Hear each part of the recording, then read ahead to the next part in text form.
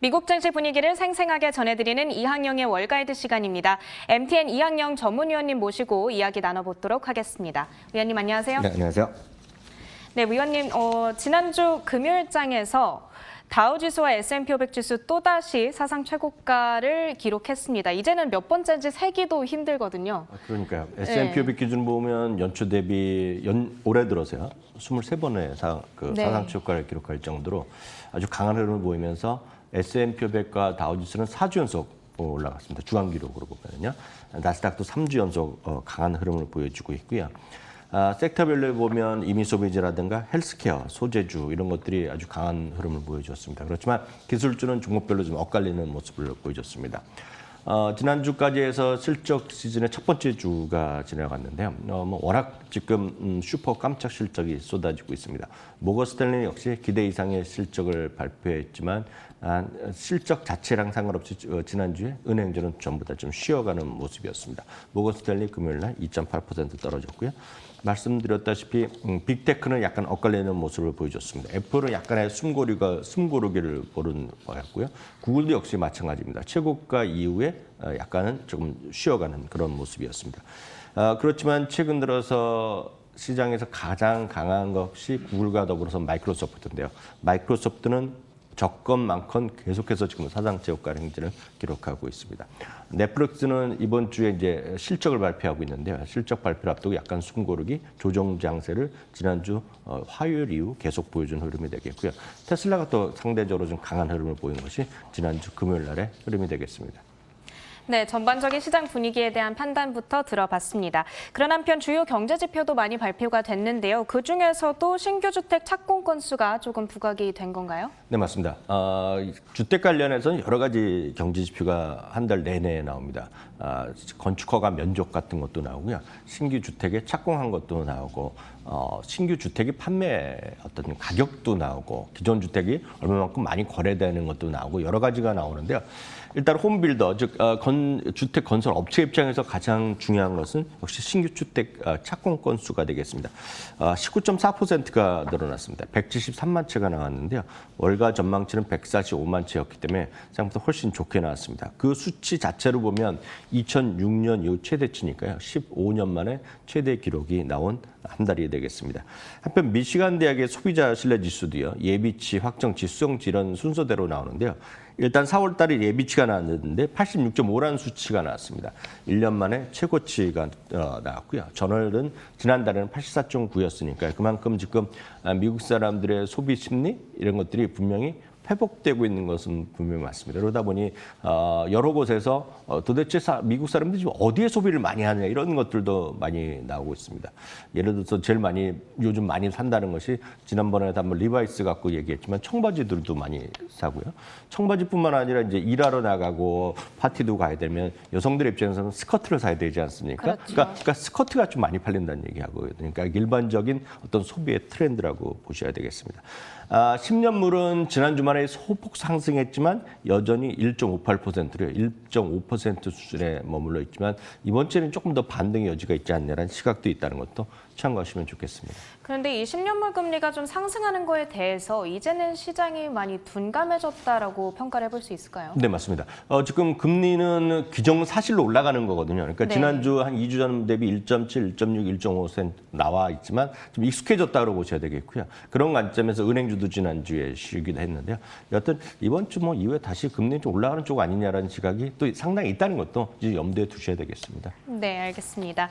한편 비트코인은 또다시 큰 폭으로 폭락을 했습니다. 제가 SNS를 보니까 여러 가지 이야기들이 많이 오가고 있는데 사실 이게 정확한 정보인지는 모르겠거든요. 어떤 네. 이슈가 있었나요? 토요일 날은 이제 미국 시간입니다. 지금부터 말씀드린 거. 토요일 날은 비트코인 가격이 64,800달러까지 올라가면서 사상 최고가. 이렇게 사상 최고까지 올라가면 이제 우리나라 이제 그런 커뮤니티에서 1억이 보인다 이런 얘기 하는 거거든요, 이제요. 그렇지만 오히려 고점 대비요. 일요일 날 미국 시간 일요일 날 오전에는 19.5%가 고점 대비 떨어집니다. 그래서 52,000달러까지 하락하고 지금 현재는 56,000달러 언저리에서 움직이는 것 같은데요. 여러 군데서 주가 비트코인 가격 등락을 하다 보니 여러 가지 얘기가 나오고 있는데요.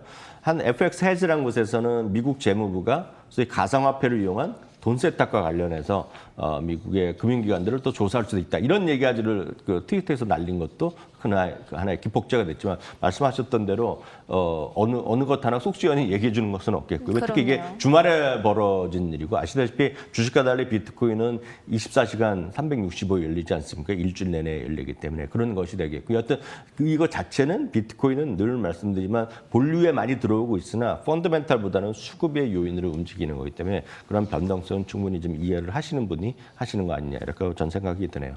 네, 그러면은 이 수급을 움직일 수밖에 없었던 요인이 뭔지는 추후에 좀 밝혀질 수도 있고 네네. 아닐 수도 있고 그런 네네. 거네요. 네, 맞습니다. 네, 알겠습니다. 지난 한 주간 미국 증시 흐름을 조금 총체적으로 정리를 해볼까요? 네, 맞습니다. S&P 500, 다우지수, 나스닥 할 것 없이 각각 3주에서 4주 연속 올랐다라고 말씀드렸는데요.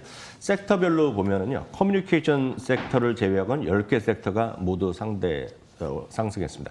상대적으로 올해 들어서 제일 강했던 것은 역시 에너지나 금융주가 강했는데요. 상대적으로 계속 마이너스에서 약간 조금 올라갔던 것이 헬스케어 섹터거든요.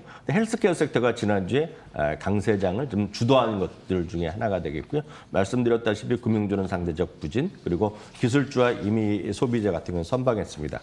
눈에 띄는 종목을 한번 보여드리면 딱 두 종목이 딱 눈에 띕니다. 역시 엔비디아가 아주 강한 흐름을 보이면서 사상 최고가 행진을 가고 있다는 거예요. 그러니까 결국 한 5, 6개월 쉰 다음에 한 방에 보여주는 그런 엔비디아의 모습을 보여줬고요.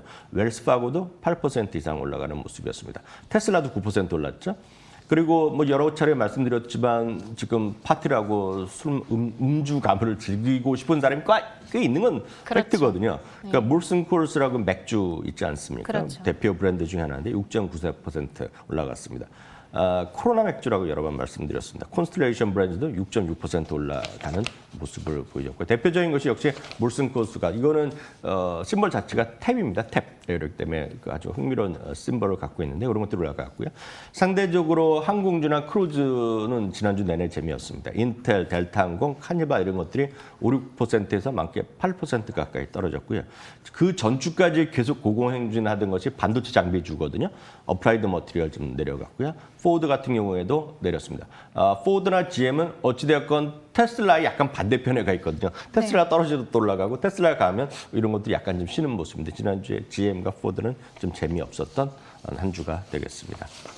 네, 한편 시장이 이렇게 너무 신고가 랠리를 올해 들어서 계속해서 펼치다 보니까 네. 이렇게 계속 오를 수가 있는 건가? 어떤 뭔가 특별한 폭발적인 이슈가 있는 것도 아닌데 왜 네. 그런 건가 또 궁금하거든요. 네, 맞습니다. 앞서 얘기했던 23번이나 사상 주가를 기록했는데요. 그럼 이런 것이 흔하지 않은 일이냐 하면 또 그렇지도 않습니다. 작년에는요. 벌써 기억이 우리가 가물가물한데 작년에는 33번이나 사상 주가를 갔습니다. 그러니까 거의 한 주에 한 번꼴로 사상 주가를 갔다 보셔야 되겠고요. 이게 1993년 있죠. 이건 20년 전이죠. 거의 30년 전인가요? 77번이나 사상 최고가를 기록했을 정도로 늘상 있는 일이고요. 한번 이렇게 몰려서 올라가기 시작하면 5년이고 10년이고 계속 올라갔다는 그런 흐름을 보셔야 되겠습니다. 그럼 도대체 왜 이렇게 주식이 강한지 많은 분들이 이제 겁난다, 좀 팔아야 되냐 하는 분들이 많이 있잖아요. 그렇죠. 그럼 제가 그 다음에 한 번만 물어봅니다. 그럼 왜 떨어져야 되는데요? 물어보면 1분 이상 얘기가 잘 안 돼요. 왜냐하면 많이 올랐다는 거 외에는 설명할 길이 없거든요. 네. 그래서 보면 가장 쉬운 것은 미국 경제가 그만큼 강하다는 걸 하나 보여드리겠는데요. 실제로요. 이번에 보여드릴 그림은 지금이 아니라 2024년에 GDP의 어떤 목표치를 제시했던 것이 있는데 그것이 작년 대비 지금 좋아지는 것. 그러니까 작년과 달리 2024년, 앞으로 2년의 목표치 GDP가 플러스를 제시하는 전망하는 것은 유독 미국 한 나라밖에 없습니다. 전 세계에서. 아직까지 24년에 대한 전망치가 아직 작년 초보다 낮은데 유일하게 미국만 경제 성장률이 높다라는 거. 이거 기억하시면 그만큼 미국이 좋은 이유는 미국 기업이 좋다는 거죠. 그러니까 이게 모든 것의 출발이 되겠습니다. 네, 아무래도 이렇게 계속해서 오르다 보면은 뭔가 별다른 이슈 없이 오르다 보면은 이게 버블이 아닌가, 네네. 언젠간 이 버블이 터지지 않을까 하는 투자자들의 우려가 많이 있는데 분명히 이 GDP, 예상 GDP가 굉장히 팬데믹 이전보다 오른 유일한 국가가 미국이라고 하는 어떤 근거가 분명히 네네. 있다는 점을 짚어주셨습니다. 지금 한편 1분기 실적 시즌을 한참 우리가 달려가고 있습니다. 네네. 이쯤에서 이번 주 실적 발표 일정도 점검을 해보도록 하겠습니다. 네, 아주 간단히 보여드리면 72개의 S&P 500 기업의 실적을 발표하는데요. 아마 가장 큰 관심은 20일, 그러니까 20일 화요일이니까 우리나라 시간으로 수요일 새벽이 되겠는데요. 넷플릭스가 실적을 발표한다는 거, 그리고 그날 이제 미국 시간으로 보면 화요일 날 오전에 로키드 마틴이 실적 발표하는 정도가 관심이 될 것 같습니다. 특히 넷플릭스만 보면은요, 주당 2.97달러의 이익 전망이 예상되고 있고요. 매출은 71.4억 달러가 일단 전망되고 있습니다. 역시 치폴레도 여전히 관심주이고 워낙 고공행진을 하고 있는 주식인데요. 주당 4.9달러의 이익 전망이 예상되고 있고요. 그다음에 이번 주에 또 하나 이제 관심이 있다 그러면 최근 들어서 음주 감호 이런 것들이 관심이 있는데요. 보스턴 비어 또 좋아하시는 분 계실 것 같습니다. 사무엘 애담스인가 봐. 하여튼 저는 이름 보고 맥주 이름 잘 모르는데 하여튼 술 들으시는 걸 다 아시더라고요. 제가 주위에서 보면은요. 그런가요? 예. 주당 2.55달러의 이익 전망이 예상되고 있다는 거 참고하시면 되겠습니다. 네, 알겠습니다. 이번 주에 실적 발표하는 기업들 라인업이 지금 코카콜라와 넷플릭스, 인텔, AT&T 등의 흥미로운 기업들 많이 있거든요. 실적 전해지는 대로 저희가 이 시간에 전해드리도록 하겠습니다. 지금까지 지난 금요일장 미국 증시 시황 판단 MTN 이항영 전문위원님과 함께 내려봤습니다. 오늘 말씀 고맙습니다.